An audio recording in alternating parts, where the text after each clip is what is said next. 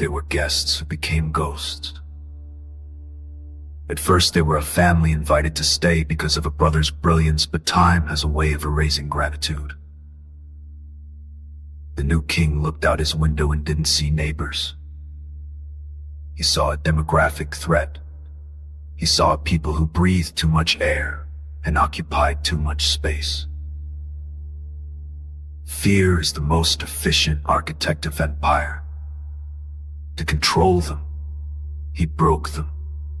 He turned their tools into instruments of their own exhaustion. But the more he crushed them, the more they grew. It was an impossible arithmetic. So the king moved from labor to blood. He ordered the river to become a graveyard for the sons of the foreigners.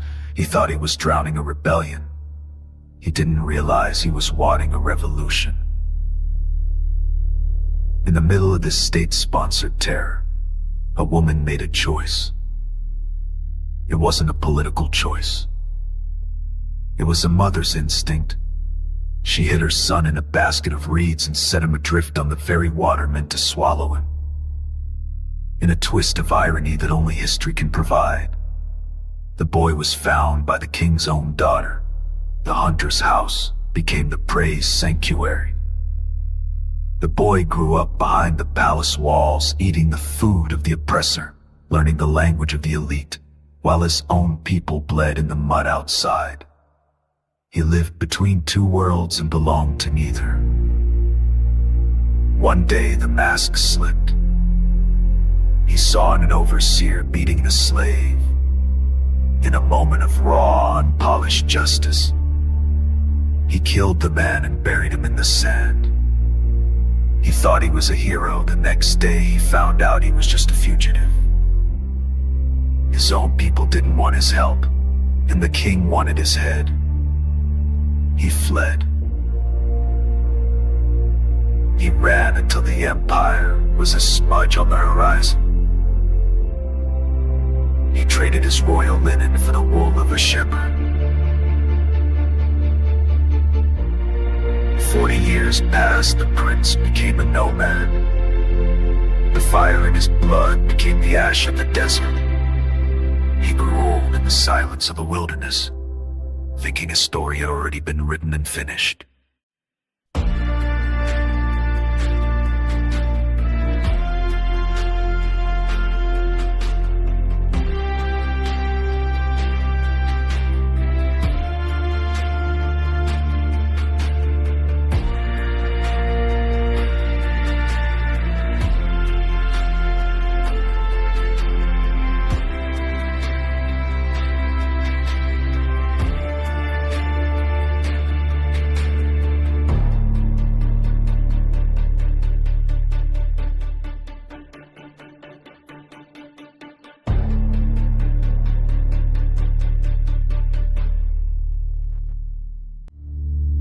It wasn't a shout.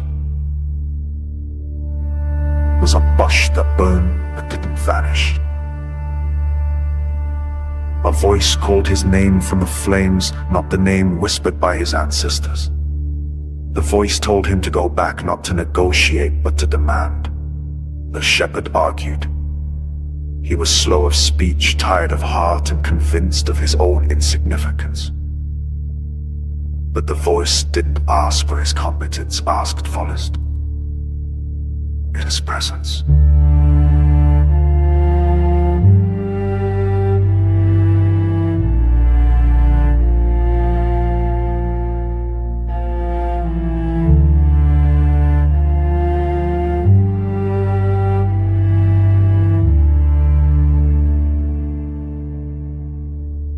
He returned to the palace. The new king was a man who believed he was a god. And the shepherd said, "Let my people go." The king laughed. He didn't see a prophet.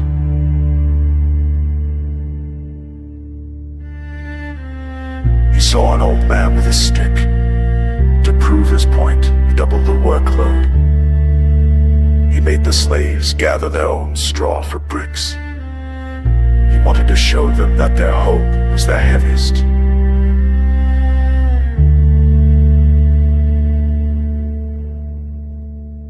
is a burden.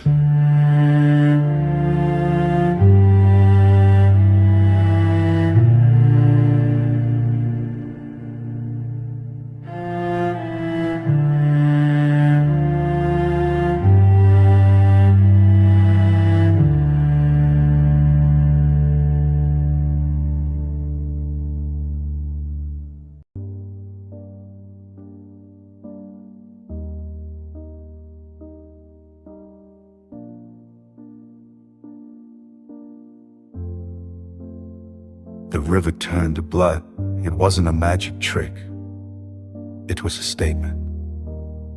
The source of the empire's life became the smell of its death. Then came the frogs, the gnats, the flies. Nature itself seemed to be rejecting the king's authority. The king would yield, then harden. He would promise, then retract. Each time he doubled down on his pride. The stakes rose. Boils, oils, locusts, and a darkness so thick you could feel it against your skin. The empire was being dismantled, layer by layer, showing that the gods of Egypt were silent against the voice of the wilderness. Finally, the shadow fell. The one thing the king had used to control the people, the death of their sons, came to his own doorstep in one night. The power of Egypt, broken by grief so loud it woke the dead.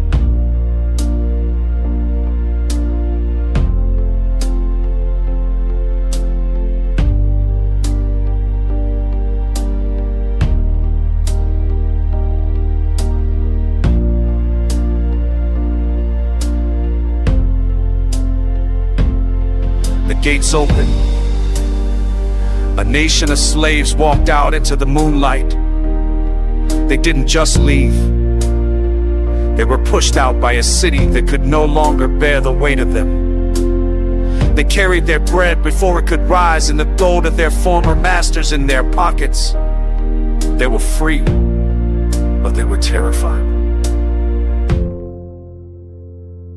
They reached the edge of the sea. Behind them, king that changed his mind. The dust of 600 chariots choked the air. In front of them, a wall of water.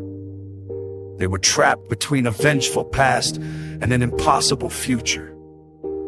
They cried out, wishing for their chains, because chains at least meant a predictable meal.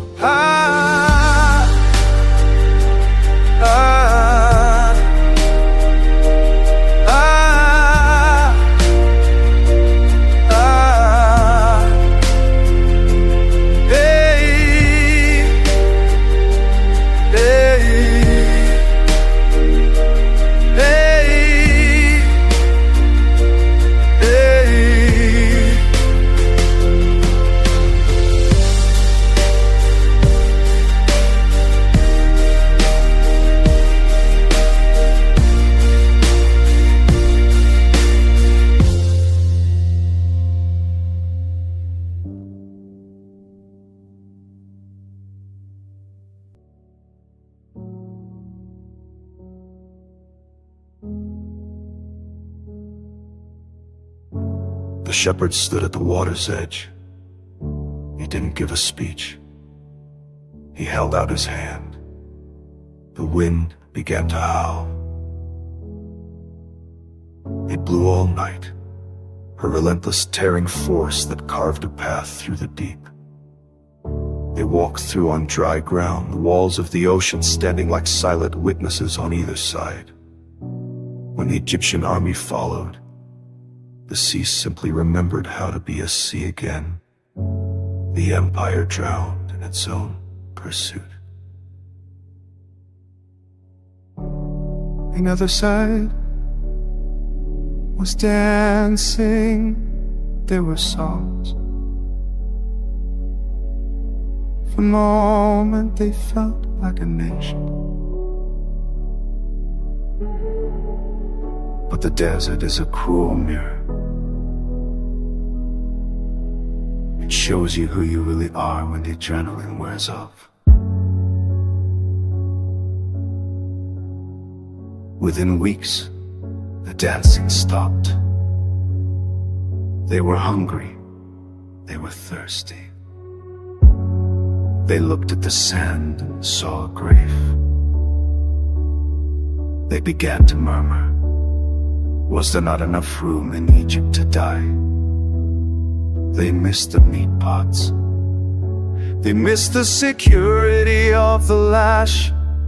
Freedom, they discovered, is much more demanding than slavery. Slavery only asks for your labor. Freedom asks for your soul. Breath from the sky like dew, or a gust from rocks. They were being kept alive, but they weren't yet a people. They were just a crowd that would crowd. They needed a spine. They needed a map for how to live without a master.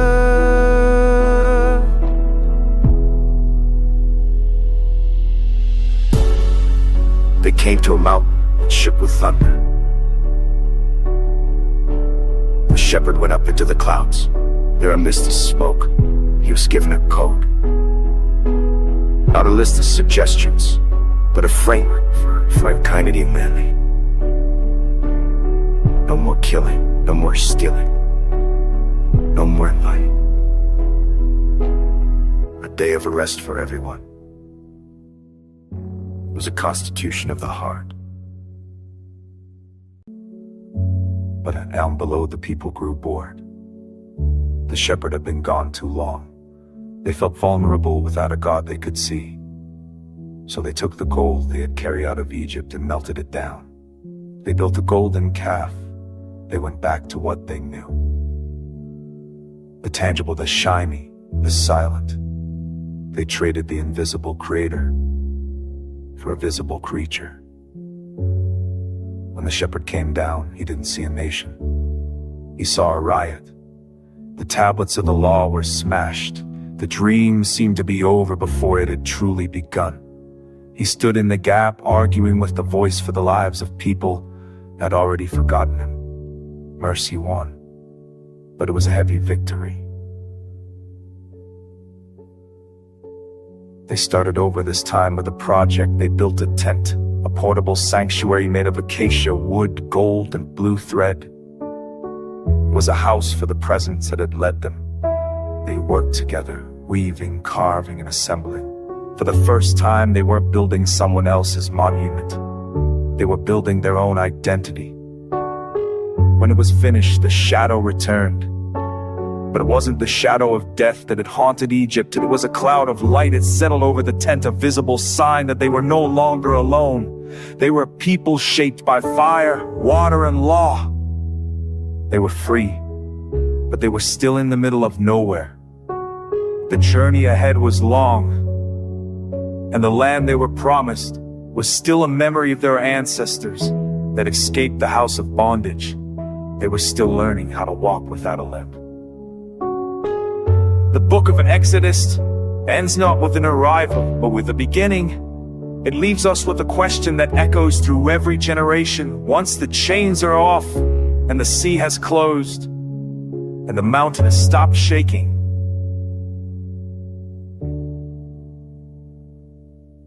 what do you do with your freedom?